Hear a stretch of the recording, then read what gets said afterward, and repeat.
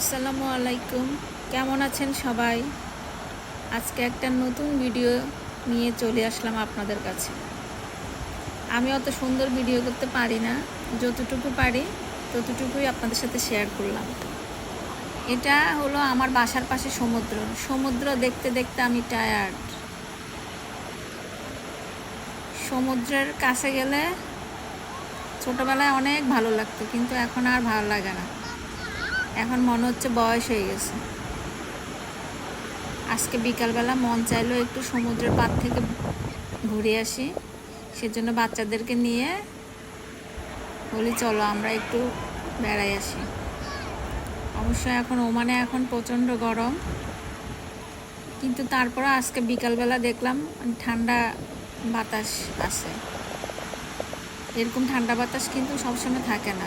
আগে আমরা যখন শহরের বাইরে ছিলাম, মানে শহর থেকে প্রায় 200 কিলোমিটার দূরে যখন ছিলাম আরেকটা শহরে, তখন আমরা সমুদ্র দেখার জন্য এখানে ছুটে আসতাম। গাড়ি থেকে নামার সাথে সাথে পুরা ঘামে ভিজে যেত শরীর, সাথে সাথে আবার গাড়িতে উঠতাম, এসি বাতাসে আবার ঠান্ডা হইতো। কিন্তু এখন প্রতিদিন সকালবেলা স্কুলে যাওয়ার পথে সমুদ্র দেখা হয়, স্কুল থেকে আসার পথে সমুদ্র দেখা হয়।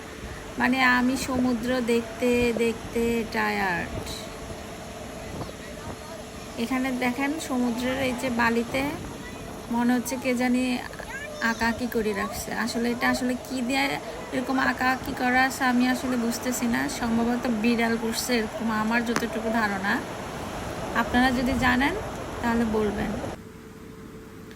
আর এখন এসে সূর্য অস্তের সময়, কিছুক্ষণ পরেই সূর্য অস্ত যাবে। এখন এসে ওমান টাইম 6টা 30। এখানে প্রায় 7টা 10-এর দিকে মাগরিবের আজান দেয়।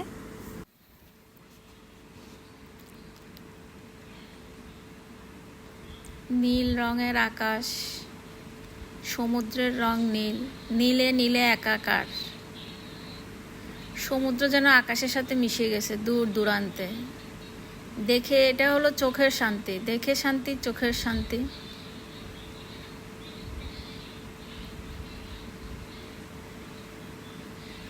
আজকের বিকালটা অনেক সুন্দর ছিল।